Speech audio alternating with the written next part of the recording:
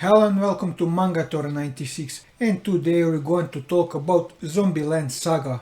We continue with the character discussion on the members of the idol group Shusho. This video will be the same style like the video about the legendary chief biker was, where I'll be going over her personality, her background, her death, her relationship with each other, and some interesting facts on what the staff who is working on the show stated on those characters. I won't be including stuff that happens in the current season unless something major happens, like Taya regaining her consciousness, but that's for the eventual video on the legendary Taya Yamada. This video's main focus will be the erotic zombie with bewitching makeup with her long hair tied to a knot, the legendary Courtesan who was there during the Meiji restoration from Bakumatsu era. Thanks to her open-mindedness and calm demeanor, she is neither swayed by the fact she was resurrected in a world 150 years later, her surrounding, nor herself being a zombie. I am of course referring to the number 5 of Shusho, Yugiri. But before we start, here's a brief overview on who Yugiri is. Yugiri was a girl from the Meiji era. Her profession was that of a high-ranking courtesan, but nothing is known about her life. Despite being dead for more than half a century, a mysterious bartender says he owes her a lot. She is also a member of the idol group Shusho. She is titled as the legendary Courtesan. As for her personality, Yugiri remains very calm and traditional in various situations, probably due to the period in which she lived and in which she worked. Despite this, she seems to calmly accept and adapt to the changes in modern Japanese society. Every time she sees someone depressed, she physically hits people to get them out of their mood.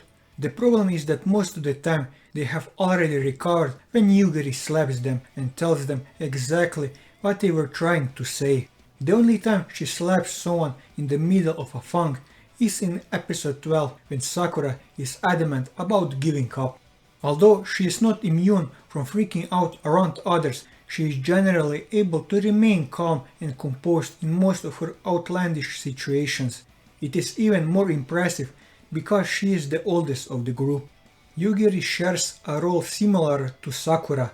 Sometimes she acts motherly to the other girls, showing concern and acting in the most mature way. This makes sense given that she is the oldest at the time of death, in addition to Tai and Junko, who is the same age, only 2 months older. In the design sheets, it is mentioned that by itself her personality is quite strong when the case is required and is capable of taking the lead when necessary. She is the most mentally mature of the girls, taking the time to analyze the situation, so she is also quite intelligent. That is why she discovered that Kotaro had a relationship with Sakura in the past in episode 10 of the series, realizing the deal that he had Sakura besides being the first to wake up. As for her past, Yugiri was a courtesan in the Meiji era while alive, specifically an oiran. An oiran, though a type of yuju, a prostitute, were more so entertainers than physical pleasurers. This is probably why Kotaro resurrected her in the first place, as she had experience and skills as an entertainer before, although it seems mostly to be the influence of the bartender. As revealed by Kotaro in the first episode, specifically the line "the legendary courtesan," known only as Yugiri, that Yugiri is simply an alias she goes by and is not her actual name. Yugiri is a mysterious beauty. Her presence in history so far has been quite minor, and to the end, her history and background have been a mystery. There are a few clues as to what really happens in a conversation between Kotaro and the mysterious bartender at a bar that Kotaro frequents. The only known facts about her past is that she was a courtesan in the 1800s and has studied geishas. She died from being beheaded or was possibly killed by a samurai, demonstrated by the clean cut of her neck. Being a high-class courtesan would mean that she would mingle with a higher position and class of companies, such as samurai, merchant, etc. Possibly an unfortunate event that she had received the receiving side of them. It is also unknown whether her beheading was accidental or on purpose. According to her, in her time she visited the wolves of Mibo and the Sono Joy as part of her work. However, in the historical background, both groups had opposite idols and were in an internal war for control of Japan. As she has mentioned before, she has realized that getting confused will just get her nowhere, so she decided to just accept her death and resurrection and go with the flow. Yugiri has incredible skills on the instrument called a shamisen, able to play fast and move her fingers around the neck of the instrument with high speed and skill. As hinted in the third episode, she seems to have some knowledge on testing swords out on one another. One of the recurring gags with Yugiri is that she has to suddenly slap a person in the middle of a talk. However, her slaps are especially powerful and capable of throwing a person through the air. Her design feels like a combination of things that come out of the word Oiran. It was necessary to consider the times to some extent. The animators wanted to affirm the fact that Yugiri alone could be placed in the position of the protagonist, an idol with a strong personality. Yugiri uses a dialect used in the pleasure district of Kyoto, specifically in Shimabara, and Tokyo in Yoshiwara. She uses expressions such as arinus, are part of the latter Kurawa Kotoba. As for her relationship with Sakura, at the beginning of the series their relationship was little until episode 3, when Sakura, after a depressive state that foreshadows her true personality, tries to tell the others how emotional BAM!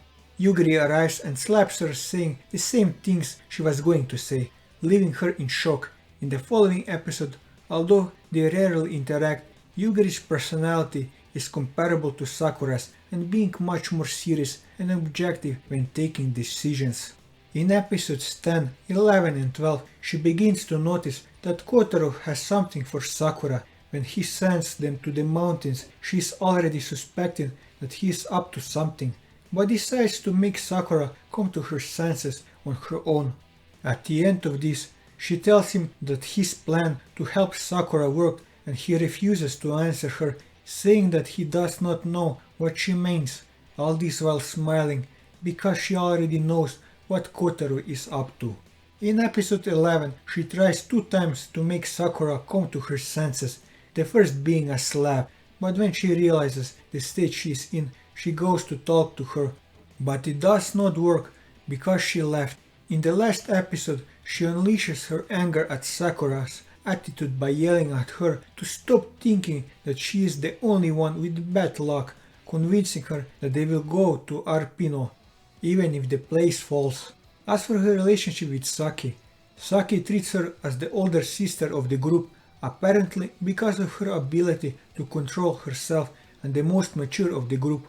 However, they rarely interact in the series.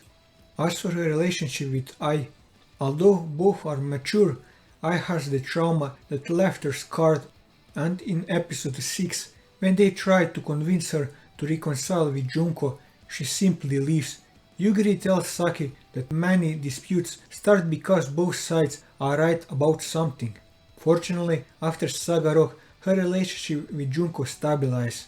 In episode 12, Ai stops her from slapping Sakura when she had just woken up.